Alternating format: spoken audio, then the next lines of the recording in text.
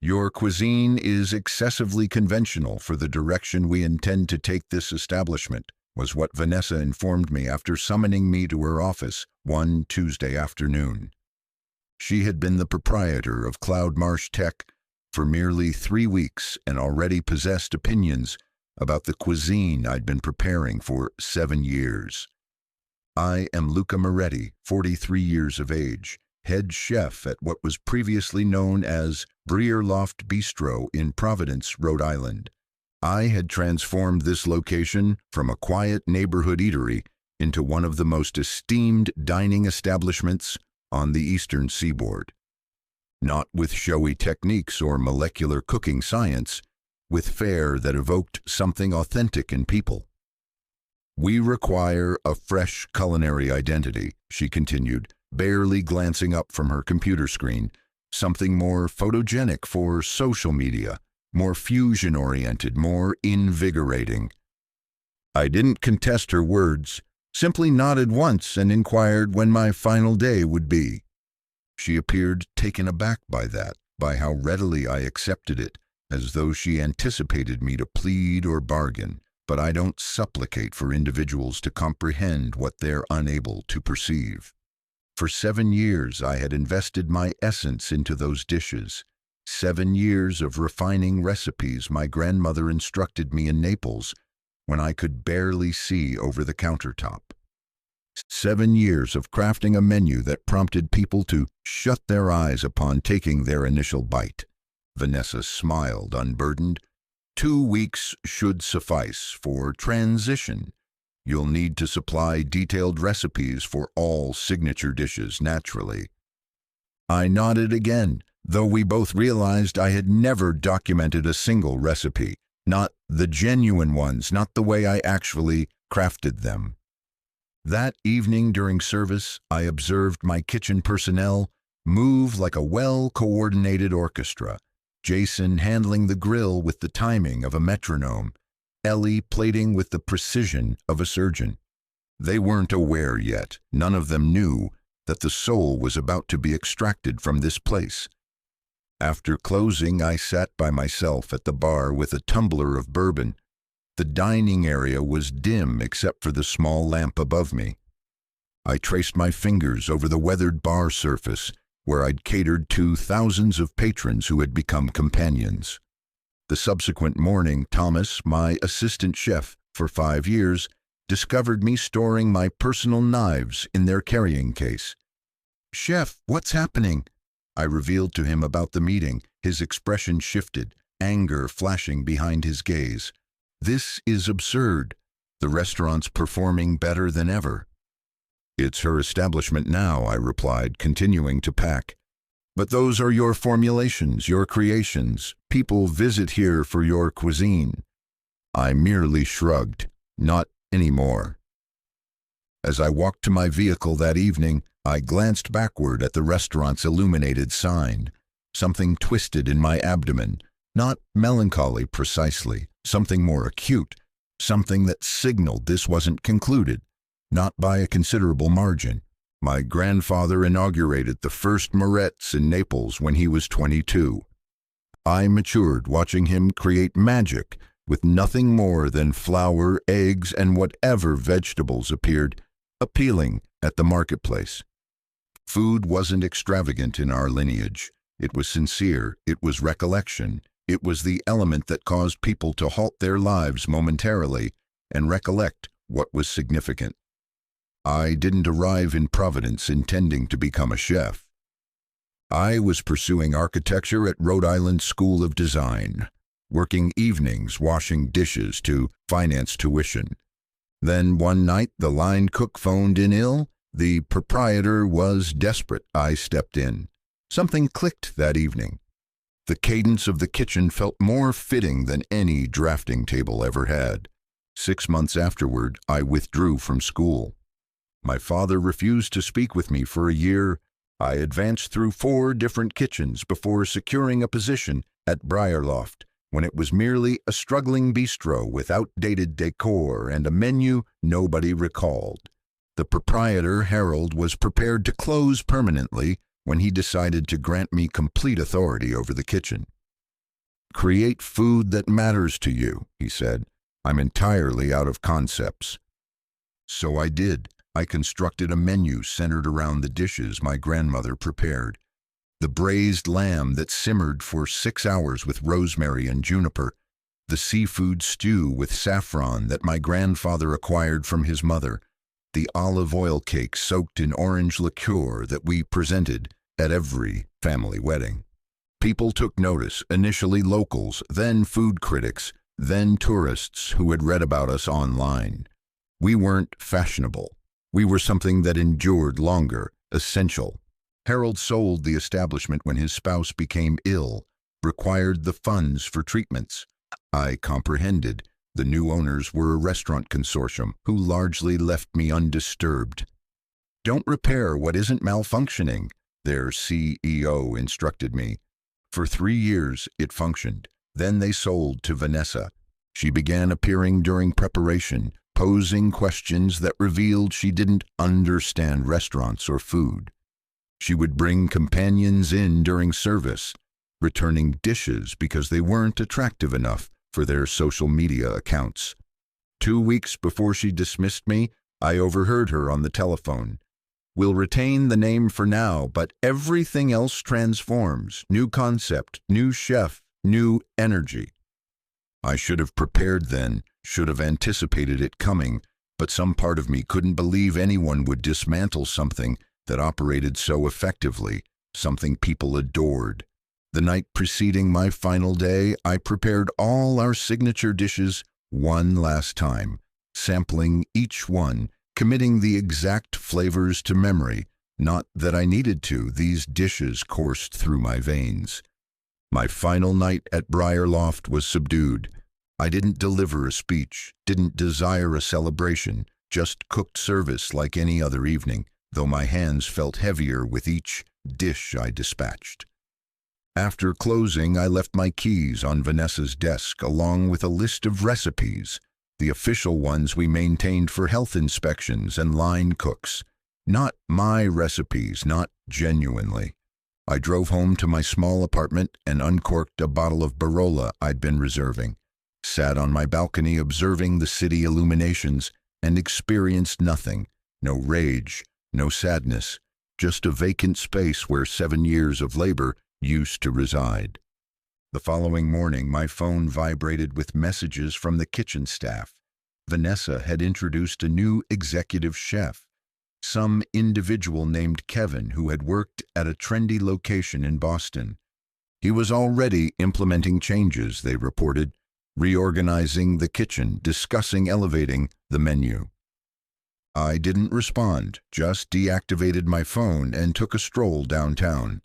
3 days elapsed before Thomas appeared at my entrance, still wearing his kitchen whites, eyes wild. It's catastrophic, he said, pushing past me into my residence. Kevin can't reproduce anything. He's attempting, but the dishes are emerging incorrectly. They possess the recipes, I stated. Thomas gave me a look. They have what you documented, not what you actually executed. I shrugged and poured him a glass of water.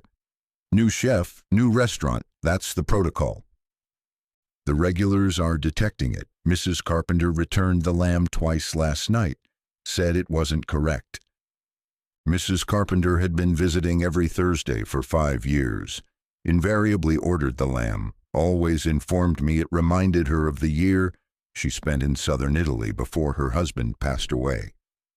They're conducting a major relaunch next week, Thomas persisted. Food critics, influencers, the entire spectacle.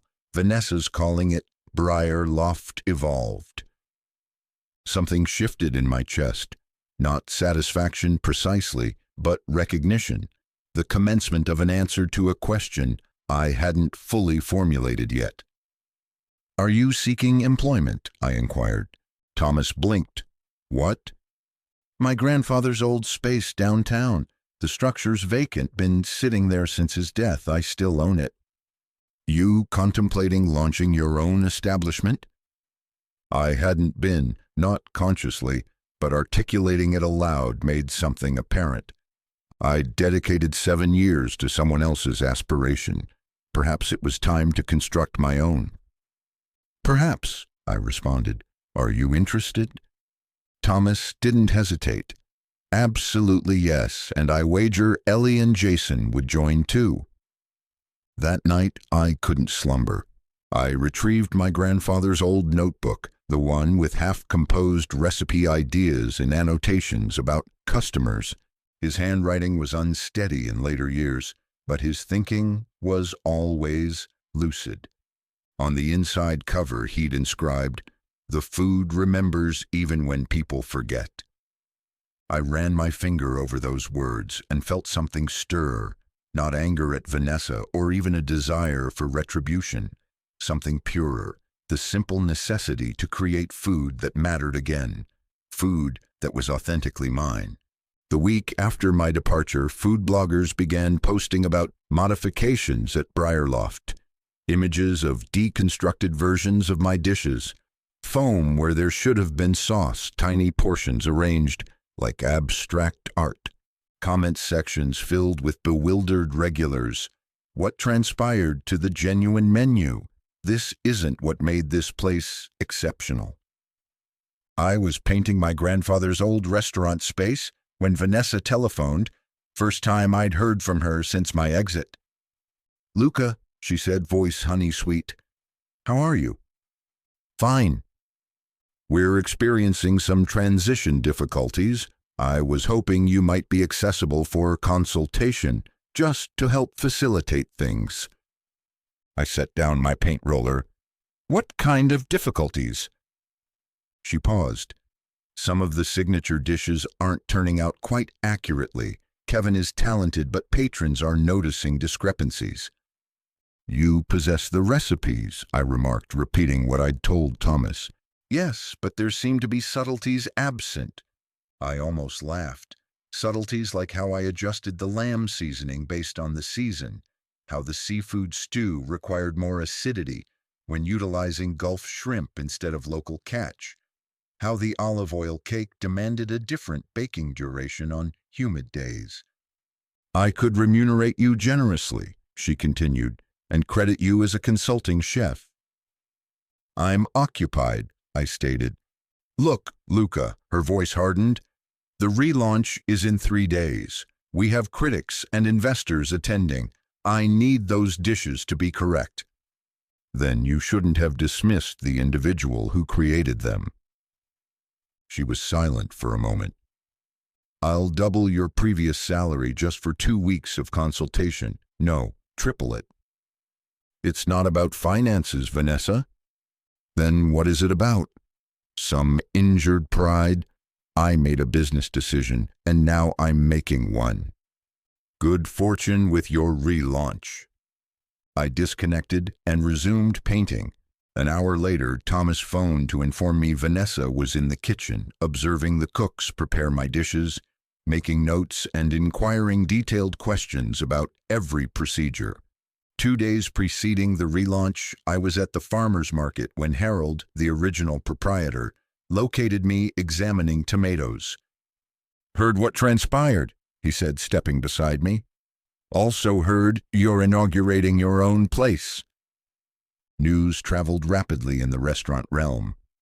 "Considering it, Vanessa contacted me yesterday, inquired if I had any notes or records about your cooking from when you commenced." Sounded desperate. I raised an eyebrow. "What did you tell her?" "That your cuisine was always magical to me. I never understood how you accomplished it." He picked up a tomato, weighed it in his hand. "She's in trouble, you know. Those investors are anticipating the same restaurant they've been reading about for years, the one you constructed." That afternoon, Ellie, my former pastry chef, texted, "They're attempting to reverse engineer your olive oil cake on the 5th attempt. Still not right." I smiled despite myself. That cake had required 2 years to perfect. The night before the relaunch, Vanessa appeared at my apartment. I was surprised enough to permit her entry. "One final proposal," she said, not bothering with pleasantries. "Return, full creative control, 20% ownership stake." I leaned against my counter. Why? Because the practice run tonight was disastrous, because our reservations for the next month are built on your reputation, because I made a miscalculation. For a moment, I contemplated it. 20% was substantial, but then I thought about my grandfather's empty restaurant, about cooking on my own conditions. I appreciate the offer, I said, but I've initiated something new. Her expression hardened. If you're launching a competing restaurant, you should know your contract contained a non-compete clause. You can't open within 5 miles of Briarloft for 2 years. I hadn't recollected that, hadn't thought to verify. Good to know, I said, opening my door. Good fortune tomorrow. After she departed, I phoned my cousin Anthony, who practiced business law. The non-compete was authentic and potentially enforceable. My new location was only 2 miles from Briarloft. I'd encountered an obstacle I hadn't foreseen coming. That night, I couldn't sleep. I reviewed my options: delay opening, relocate, contest the non-compete in court. None seemed appropriate. At 3 a.m., I drove to my grandfather's building and sat in the half-renovated space, contemplating. The following morning, relaunch day at Briarloft, I met with Anthony at his office. He re-examined the contract again, brow furrowed. There might be a loophole, he said finally. The non-compete specifies you can't open a similar restaurant concept with competing cuisine within 5 miles. And define similar concept. Your grandfather's place was a traditional Italian restaurant, correct? Not new American like Briarloft. I considered this. My menu at Briarloft had Italian influences, but wasn't strictly traditional. I'd been planning something similar for the new location. My dishes, my style, but not bound by convention. What if I went old-fashioned? I said slowly. Completely traditional. My grandfather's exact recipes, red checkered tablecloths, Chianti bottles with candles. Anthony nodded. Different enough concept that we could contend it doesn't compete directly. Risky, but feasible. I thanked him and left, mind racing. I'd been so focused on recreating what I'd established at Briarloft that I hadn't considered returning to my origins, to the food that had initiated everything. On my journey home, I received a text from Jason, who was still employed at Briarloft. Critics have arrived, food's not right, Kevin's panicking. I didn't reply, wasn't my concern anymore. That evening, Thomas, Ellie, and Jason came over after their shift, expressions grim. It was a massacre, Thomas said, accepting the beer I offered. None of the signature dishes succeeded. The lamb was tough, the stew was insipid, and the cake was dense as a brick. Vanessa kept making excuses, Ellie added, blaming ingredient suppliers, kitchen equipment, everything but the obvious. Which is, I inquired. That they don't have you, Jason said simply. We conversed into the night about what had occurred, how Kevin had attempted to follow my written recipes but missed all the unwritten steps, how the critics had been visibly disappointed, how Vanessa had vanished into her office halfway through service. There's more, Thomas said, lowering his voice though we were alone in my apartment. I overheard Vanessa on the phone with someone, an investor, I think. Turns out she leveraged everything to purchase Briarloft, expected to sell it quickly for profit based on its reputation. Which was built on your food, I commented. He nodded. She's in trouble, Ellie said. Without favorable reviews from this relaunch, she might lose backing. I should have felt gratification. Instead, I felt a strange sense of clarity. This had never been about my cooking. It had been about money, about exploiting what I'd built to generate a profit. I'm inaugurating my grandfather's place, I declared, returning to traditional Italian, his recipes, his approach. What about the non-compete? Thomas inquired. I explained Anthony's reasoning, Different concept, different target, and honestly, if she wanted to challenge me on it, let her attempt. Her restaurant was about to encounter larger problems. The following morning, the initial reviews appeared online. They were as brutal as anticipated. A pale imitation of its former self. All style, no substance. The soul of Breerloft has vanished. That afternoon, I signed a lease on a small storefront across from my grandfather's building, a location for a simple cafe, a place where I could cook while renovations proceeded on the main restaurant. I named it Moretti's Table. No concept, no gimmicks, just food that mattered. On a hunch, I drove past Briar Loft that night. The parking lot was half vacant. A paper sign on the door announced limited menu tonight. The unraveling had commenced. 3 weeks later, Moretti's Table was prepared to open. Nothing fancy, just 12 tables, white walls, and my grandfather's old copper pots hanging in the kitchen. I'd handwritten the menu, 5 appetizers, 5 entrees, 3 desserts, all his recipes, unchanged since he'd perfected them decades ago.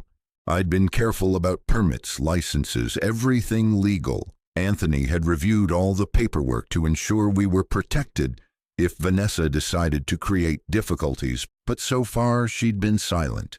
According to Thomas, who'd quit Briar Loft along with Ellie and Jason, she was too occupied trying to rescue her investment to worry about me. The night before opening, my father called. We hadn't spoken much since I'd left architecture school 15 years ago. "Your mother informed me about the new place," he said. His voice sounded older than I recalled. "Opening tomorrow, utilizing Nono's recipes." "Everything?" I confirmed, just as he made them. A long pause. He would be proud, more than he would have been of another architect in the family. Something tightened in my chest. "You should visit sometime." "Perhaps I will," he said. Then I kept his old recipe book, the authentic one with all his notes. "Your mother thought you might desire it." I hadn't known it existed. "I would very much appreciate that." 2 days after we opened, with no publicity beyond an Instagram post by Ellie, we had a queue extending outside the door. Word had circulated among Briar Loft regulars that I was cooking again. We served 40 covers that night with just the 4 of us working, me and Thomas in the kitchen, Ellie and Jason managing the front. Every dish was served exactly as my grandfather would have prepared it. Simple, perfect, genuine. A week later, Mrs. Carpenter, the Thursday lamb regular from Breerloft, found us. She embraced me with tears in her eyes. "I've been searching everywhere for you," she said.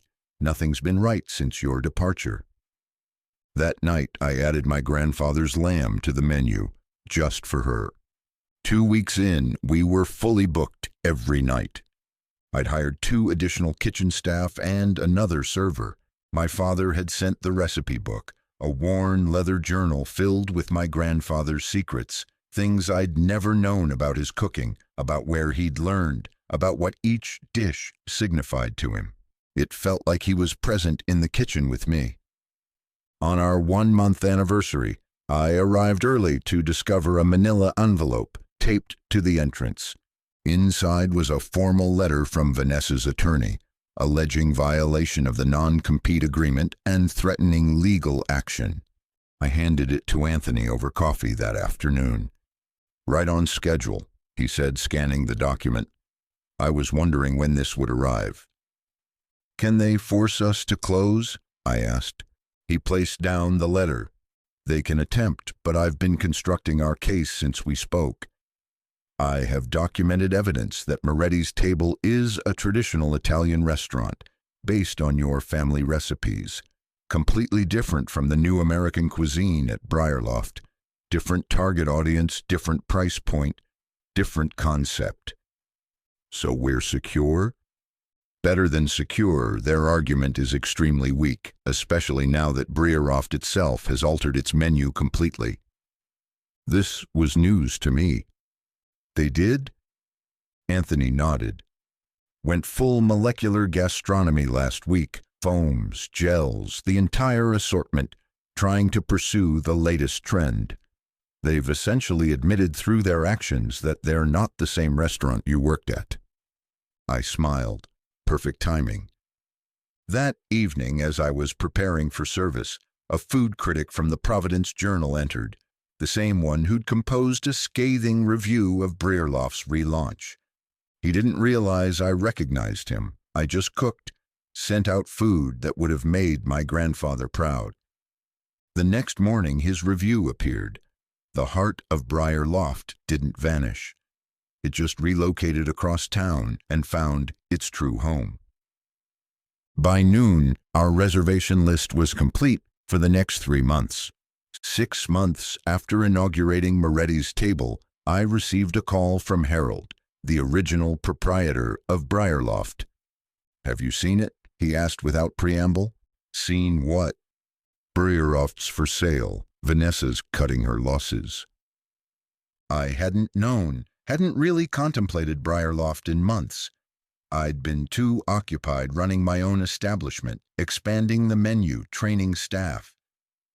"Asking price is half what she paid," Harold continued. "She's desperate for a quick transaction." "Not my concern," I replied, though something stirred in me. Not quite satisfaction, but a sense of things coming full circle. That afternoon, Anthony called. "Vanessa's withdrawing the lawsuit. Seems she has larger problems, like selling a failing restaurant." "Exactly. Want to know the best aspect? Her investors are suing her for misrepresentation, claiming she sold them on the reputation of a restaurant that no longer exists."